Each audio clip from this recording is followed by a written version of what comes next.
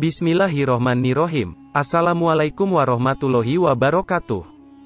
Sahabat beriman yang dirahmati Allah, Ratu Balqis adalah pemimpin perempuan di negeri Saba. Dia dikenal sebagai pemimpin yang demokratis. Balqis bisa menjadi pemimpin negeri Saba dengan usaha dan rintangan yang ia lalui. Lalu, bagaimanakah asal-usul perempuan hebat di era Nabi Sulaiman ini?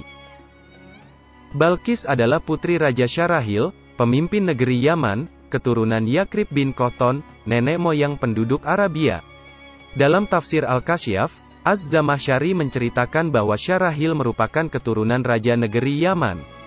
Ia putra terakhir dari 40 bersaudara sekaligus pewaris tahta kerajaan ayahnya. Ibu Balqis bukanlah sebangsa manusia, melainkan dari bangsa jin, bernama Raihanah binti Sakan. Konon, karena keluhuran derajat Raja Syarahil membuatnya tidak pantas menikah dengan perempuan manapun dari bangsa manusia, sehingga ia memutuskan untuk menikah dengan jin. Balqis adalah anak tunggal, otomatis, ia menggantikan ayahnya sebagai pemimpin di Yaman. Hanya saja tidak mudah bagi seorang wanita menjadi pemimpin. Imam Husain bin Mas'ud Al-Baghawi dalam Ma'alimut Tanzil, atau lebih dikenal sebagai Tafsir Al-Baghawi menceritakan, Balqis menaruh harapan untuk meneruskan jejak ayahnya dengan usaha keras meyakinkan penduduk Yaman.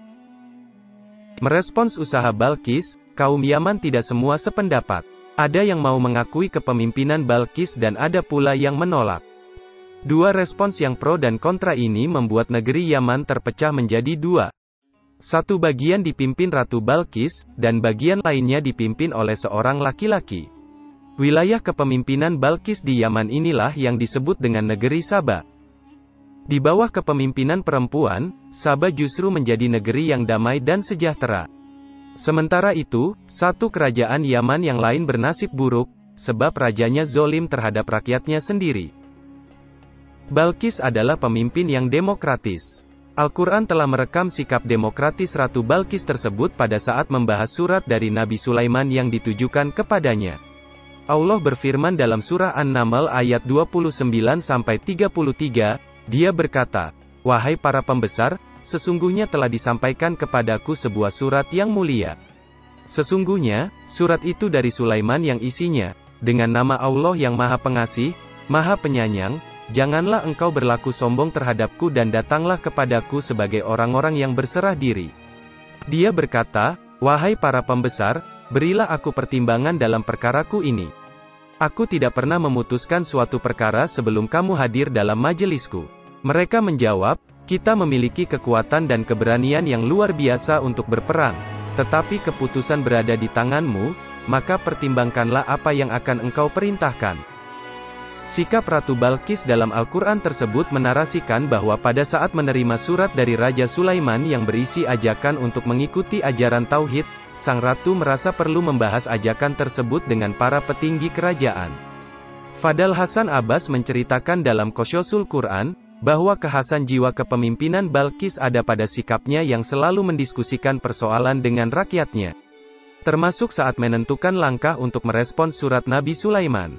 Ratu Balqis selalu meminta pertimbangan rakyatnya sebelum mengambil keputusan. Ini menunjukkan bahwa Ratu Balqis tidak egois. Ia mementingkan kesejahteraan semua orang. Maka tak heran, kerajaan yang dipimpinnya bisa hidup damai, dan syarat akan kebebasan untuk berpendapat. Para menteri Ratu Balqis kemudian hanya menunjukkan bahwa kerajaan Saba memiliki perangkat militer yang kuat. Tetapi mereka menyerahkan keputusan kepada sang ratu. Sementara itu, siasat diplomatis Ratu Balqis dinarasikan dalam Quran Surah An-Naml ayat 34-35, Dia berkata, "Sesungguhnya raja-raja apabila menaklukkan suatu negeri, mereka tentu membinasakannya, dan menjadikan penduduknya yang mulia jadi hina, dan demikian yang akan mereka perbuat. Dan sungguh, aku akan mengirim utusan kepada mereka dengan membawa hadiah, dan aku akan menunggu apa yang akan dibawa kembali oleh para utusan itu." Ratu Balqis tidak lantas memanfaatkan kekuatan militernya untuk menyerang kerajaan Sulaiman dengan cara yang anarkik, malah Ratu Balqis memberi sebuah hadiah kepada Nabi Sulaiman. Ibnu Katsir dalam tafsir Al-Quranul Azim menjelaskan bahwa ayat 34 di atas itu menunjukkan bahwa kepemimpinan Ratu Balqis untuk tidak mengambil jalan perang.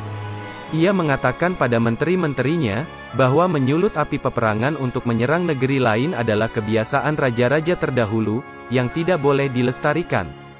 Tindakan itu hanya akan membuat kerusakan, pertumpahan darah, menginjak kehormatan dan kekuatan pemimpinnya. Tindak perlawanan yang anarkis seperti itu justru akan membuat peradaban terdahulu terhina dan porak-poranda. Ratu Balkis tidak ingin melakukan kebiasaan buruk para pendahulunya itu. Ia lebih memilih langkah diplomasi dengan mengirimkan hadiah terlebih dahulu. Ia berharap dapat memberi kesan baik sehingga bisa membangun relasi yang kooperatif. Bagi Balkis, memberi hadiah bisa membahagiakan hati penerima, menyatakan rasa kasih, dan kadang dapat menghindarkan dari peperangan.